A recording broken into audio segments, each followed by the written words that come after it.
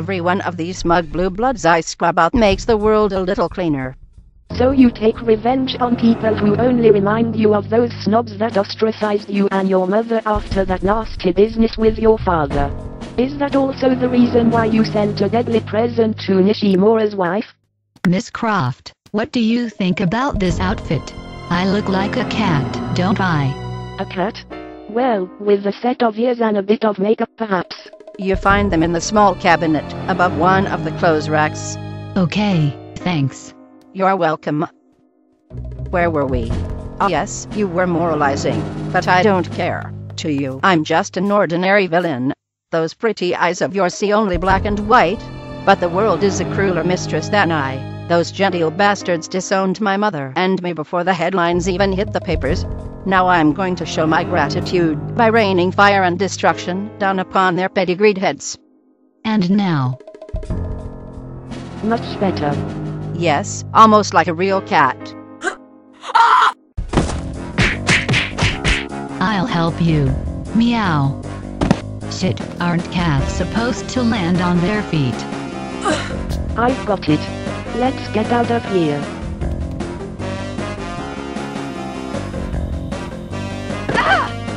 Damn. No.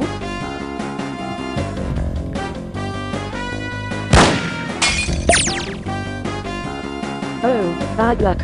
It looks like the power of the artifact is protecting me. Bye.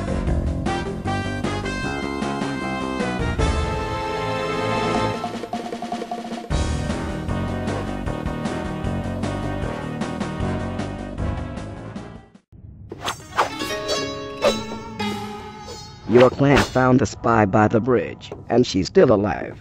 I have a bad day. Your diligent girls brought her here, and now I myself will dispose of her by means of our death trap.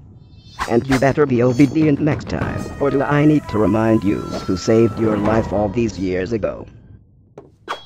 I'm sure you'll never let me forget it.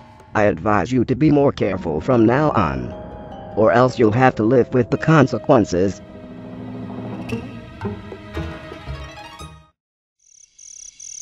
We finally have all the pieces of the meteorite. Now the greatest danger the world has ever faced is over. Almost. We still have to find Princess Heart. Don't you think it's Anaya? I'm not sure. It would be too easy if the one we have to look for was just one of us. Well, I certainly hope so, or else I really have no idea where we could look for her. But I won't think about that tonight. I'll go to bed now, and dream of the Baroness furiously throwing one of her expensive pieces of furniture out of the window, because we have the Infata Stone. Sounds funny. I'll stay awake and read a bit. Good night.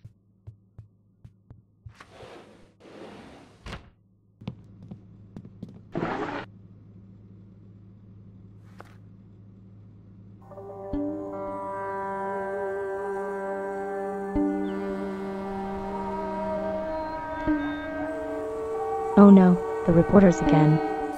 And here comes Lady Farnsworth with her daughter. She's been hiding from the public ever since her husband has brought disgrace on the family. Let's see if she will finally comment on the matter today. My name is Hiroto Nishimura and I'll keep you up to date. Let us pass. We don't have time for interviews. You don't have time? Why? Do you still need to do homework like your father did with Kelly McLean? Get lost. But it's true that all the other aristocratic families no longer want to be your friends, so I'm sure you're not going to receive guests this evening. Nobody talks to you anymore, nobody cares. So I think you have enough time. Why don't you finally leave us alone? I'm not responsible for my husband's crimes. Crimes? You mean more than one crime? Is there yet another girl he raped? No. That's enough. Get off our property, all of you. Kelly? How are you? I'm so sorry. Why didn't you say anything? I tried to, but your father, he said he was going to harm my family if I was afraid. I couldn't talk to anyone. But you could have told me. And then, you would never have believed me. He was your father after all. He was, but there's no need to explain anything, Felicity. But still, I don't want to see you anymore. No, wait. You can't tell me you didn't know anything at all. He was your husband. You must have picked up on something.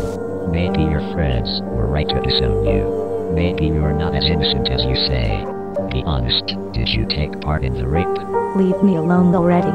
Say, Mr. Nishimura, are you interested in an exclusive interview with me? Oh, of course, anytime.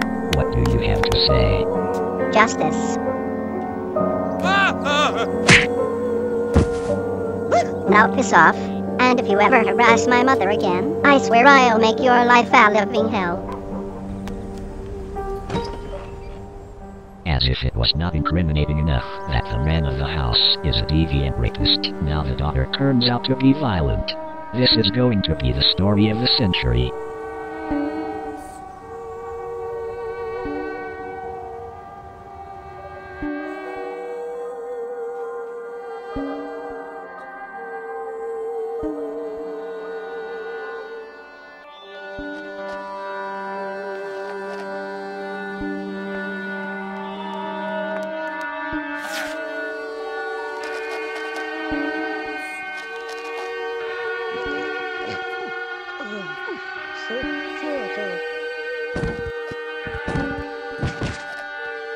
Mother.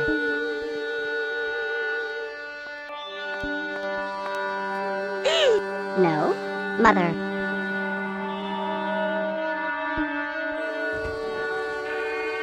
The public never ceased to annoy me, not even after my mother's death. The desire for revenge grew stronger in the course of years up until the point of no return. My entire adult life was overshadowed by feelings of hatred, but I didn't have the power, nor the means necessary to reach my goal, until I met Archibald. He was very rich, and not very clever at the same time. In other words, the ideal husband for me. And he had a great collection of ancient devices and artifacts, including the Infata Stone. By that time I didn't know it was a piece of the meteorite which destroyed the Antarctica thousands of years ago, but I knew about its powers, and it helped me quite a lot. For example, in 1987, when one of my most important allies in my fight against the world's aristocracy was severely wounded. No!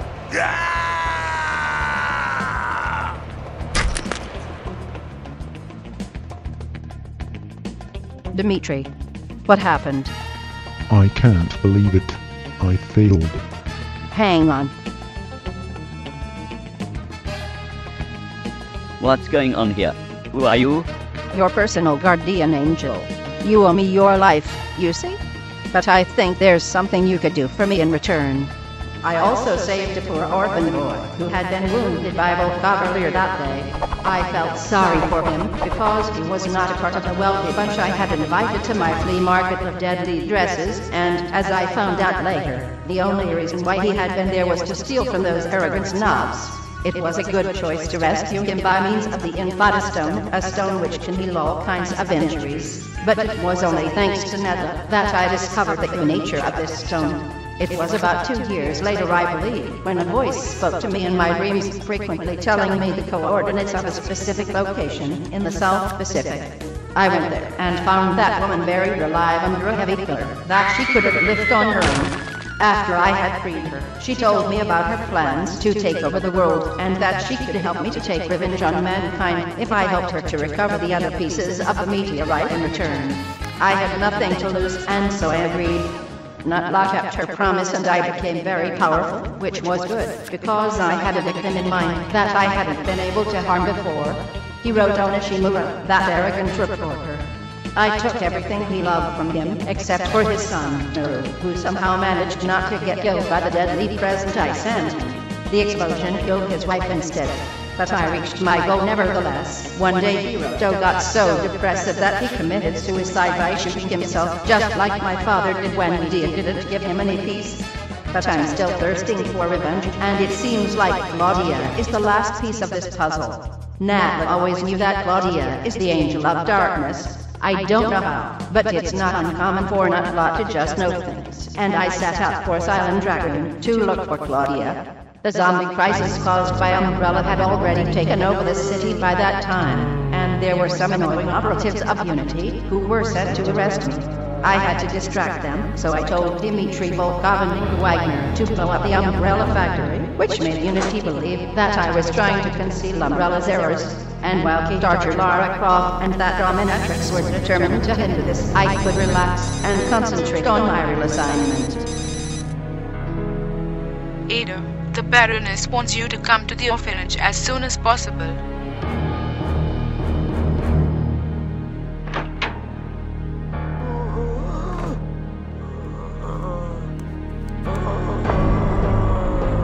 So this is the mighty Claudia Wolf.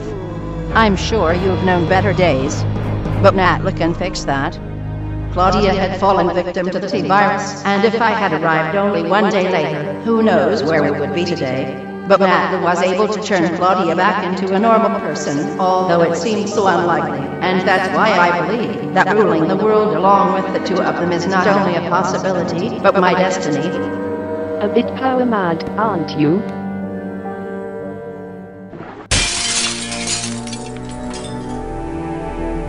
Who's there?